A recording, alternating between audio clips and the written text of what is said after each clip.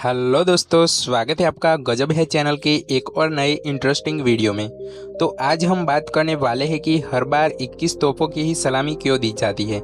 इसकी संख्या 21 ही क्यों होती है, इससे ज़्यादा या कम क्यों नहीं। तो चलिए बिना टाइम वेस्ट किए शुरू करते हैं आज का ये मज़ेदार टॉपिक। तो लेट्स गेट स्टार्टेड। तो दोस्तों, वीडियो शुरू करने से पहले बता दूं कि अगर आपने हमारे चैनल को सब्सक्राइब नहीं किया है तो जल्दी से कर लीजिए और दबा दीजिए पास वाले बेल आइकॉन को, क्योंकि ऐसे इंटरेस्टिंग वीडियो हम रोजाना लाते रहते हैं। तो चलिए शुरू करते हैं। क्या आप जानते हैं कि अमेरिका, ब्रिटेन, भारत, पाकिस्तान और कनाडा सहित दुनिया के लगभग सभी देशों में महत्वपूर्ण राष्ट्रीय व सरकारी दिवसों की शुरुआत पर 21 तोपों की सलामी दी जाती है। परंतु क्या आपने कभी सोचा है कि सलामी के लिए 21 तोपों का ही इस्तेमाल क्यों किया जाता है? तो आपको बता दूं कि तोप चलाने की परंपरा मध्यकालीन युग से चली आ रही है और पहली बार 14वीं शताब्दी में तोप चलाने की परंपरा शुरू हुई। पर आपको जानकर ये दिलचस्प लगेगा कि पहले के ज़माने में किसी सेना ही नहीं बल्कि व्यापारी भी तोपों का प्रयोग किया करते थे। हाँ जी दोस्तों, पहले जब कोई सेना समुद्र के रास्ते दूसरे देश में प्रवेश करती थी तो वो तोप चलाकर ये बताने की कोशिश करते थे कि उनका उद्देश्य किसी के साथ लड़ने का या युद्ध करने का बिल्कुल नहीं है। ऐसे ही जब कोई व्यापारी अपने व्यापार के किसी काम से समुद्र के रास्ते किसी और देश में जाते थे तो वहां पर पहुंचकर वे लोग भी तोपों के फायर किया करते थे, यह जताने के लिए कि उनका उद्देश्य किसी को हानि पहुंचाना नहीं है। उस समय व्यापारियों और सेनाओं द्वारा 7 तोपें फायर की जाती थी, पर इसका कोई ठोस कारण नहीं है कि उनकी संख्या 7 ही क्यों रखी जाती थी। पर आगे चल के ज़माना जैसे जैसे अपडेट हुआ वैसे वैसे समुद्री जहाज भी बड़े बनने लगे, तो धीरे धीरे तोपों की संख्या में भी वृद्धि होती गई। लगभग 17वीं शताब्दी में पहली बार ब्रिटिश सेना ने तोपों को सरकारी स्तर पर चलाने का काम शुरू किया और तब इनकी संख्या 21 थी।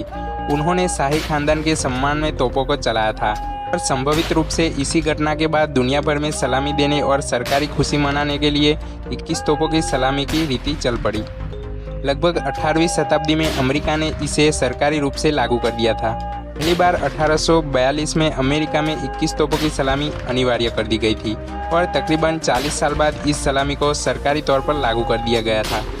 18वीं से 19वीं शताब्दी के शुरू होने तक अमेरिका और ब्रिटेन एक दूसरे के प्रतिनिधि मंडलों को तोपों की सलामी देते रहते थे और इसे सरकारी तौर पर मान्यता भी दे दी थी।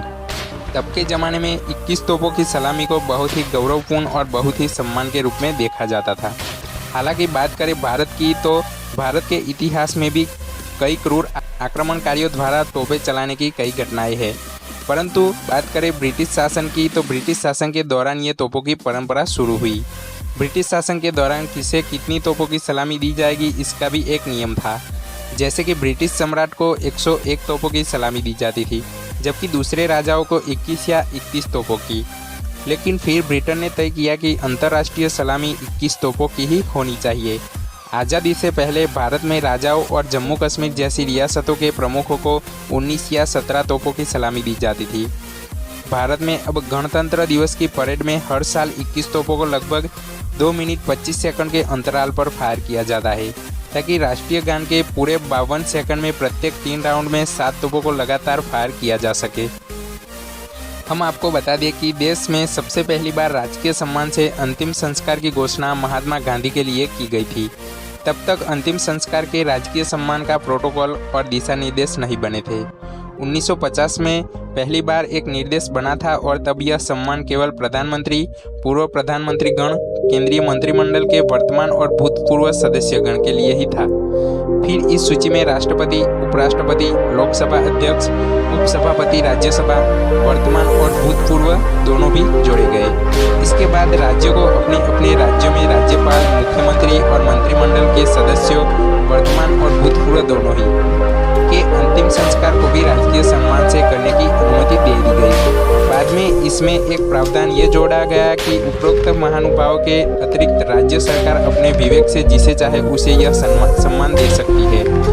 इस विशेषाधिकार का प्रयोग मुख्यमंत्री अपने वरिष्ठ कैबिनेट मंत्रियों की सलाह से करता है और फिर उसके आदेश अनुसार संबंधित जिला मजिस्ट्रेट और पुलिस प्रमुख को भेजी जाती है, जो इसका अनुपालन करते। तो दोस्तों, कैसी लगी जानकारी कमेंट बॉक्स में जरूर बताइएगा। अगर आपको हमारी ये वीडियो पसंद आई हो तो लाइक शेयर कमेंट करना मत भूलिएगा। तो चलिए दोस्तों, मिलते हैं अगले वीडियो में। टेक केयर, जय हिंद, वंदे मातरम।